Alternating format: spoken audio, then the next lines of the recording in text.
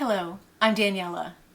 In today's video, I'm going to show you how I simply stitch an illustration of a cat. It's really just the outline, the perimeter, the silhouette of a cat. And it's kind of whimsical with a curly tail and little ears. Now you can make this your own by elongating the ears, making the tail particularly curly, particularly short or fat, however you like. It's really simple technique using the split stitch. And this is a stitch that's designed to make beautiful curves. You actually sew through your stitching. It's a fun and easy technique, and I can't wait to show you how to do it. So to start my little simple cat, I have a piece of red fabric. I just chose this because I like the fabric. And I have a piece of muslin that I'm going to use just to pad my design.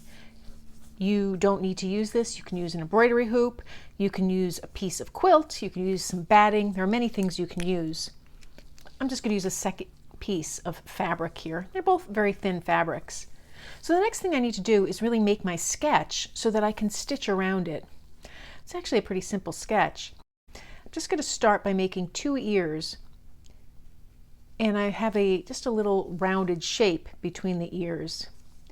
Now from here, I want to work on one side first. I'm just going to work on the left side.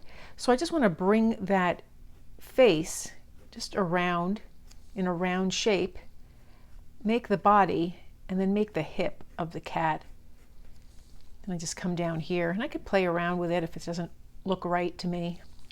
Now from this one, I'm going to come right to the end of the head, just to make it simple, and then I'm going to come all the way around. The reason I do this is because I'm going to have the tail come up on this side. So I have some interest here. You could make the cat symmetrical if you wanted, but I just think it's a cute effect. So then I have the tail. I can even curl it around a little more for interest. And just connect it to one side. And I can decide how I want to change this. So I can have this come round, maybe a little shorter, and change that edge. So there I have a simple shape that I want to make. It's very simple. I have the tail, the ears, and the body. Now I have 2 colors of thread here. I'm going to use this super light pink just that I have in my stash. And I'm going to start and I'm going to do a split stitch. So I want to start right above this tail, right on that line that I traced. So I'm pulling a stitch. And then because I have quite a ways to go here, I'm just going to make a stitch maybe a 1/4 of an inch away. And then I'll pull it snug, but not tight. I'm going to bring up my stitch coming through that loop that I've already created. And now make another stitch. And I'm going to bring it right to the end here, where the shape starts to turn on the cat's head. So now because I really want to make this shape nice, I'm going to come in just slightly behind where I came in for that stitch. And I can pull that up, again making my stitch. And now because it's not quite on the line, I have that little give that I can use. So I'm just going to pull it up, gently hold it down, and stitch up through it. And this is how I make that shape using my thread. So as you can see here, it's kind of a straight line. I'm just going to finagle it a little bit with my finger, come up, and just go through it. Now I'm using all 6 strands of embroidery floss. That's a very chunky effect. It would be more effective with fewer strands, but I kind of like this look. I'm not going for perfect here. I'm just going for a suggestion of what the image is. So I want to just make sure that I keep my stitches close to that line. Then I just come up slightly behind it, flip it over, see if it's knotted or anything, work that out.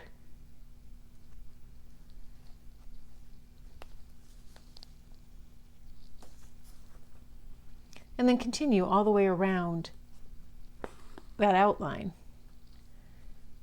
When the lines turn, like on the ears and whatnot, I just come up just slightly behind that stitch. I'll make that other stitch, pull it down, and split So I'll just continue this all the way around until we get to that tail.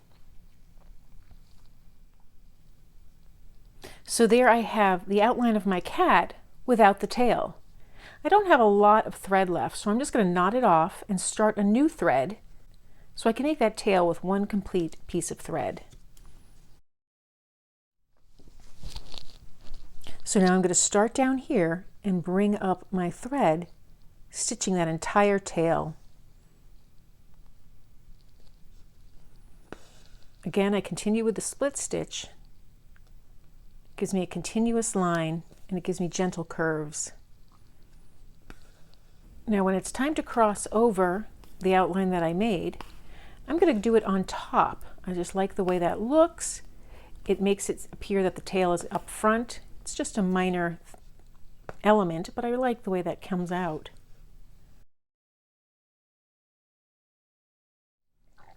And so there I have the stitched cat. I'll just knot off my thread and press any of the marker out. And then I can add a few more elements.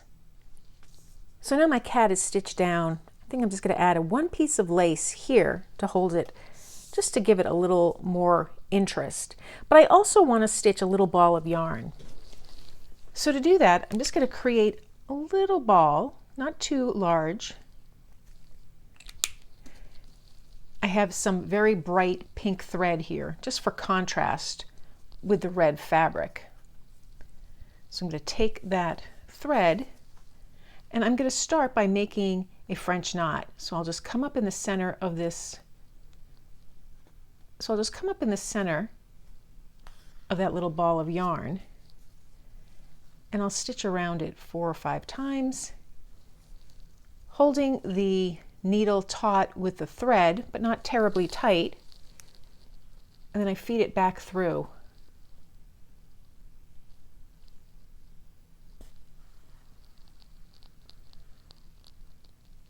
And I have a cute little ball here.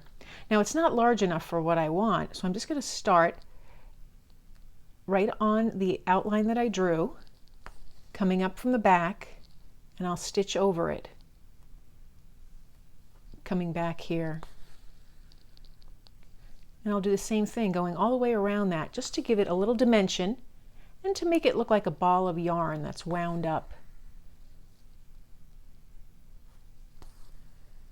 Just do that a couple more times, just enough to make it look like a ball of yarn. I'm going to knot it on the back here, going through the stitches I already made so that it's nicely anchored in place. And then I'm just going to come up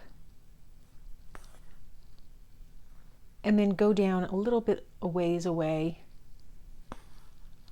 and then I'll just come up again.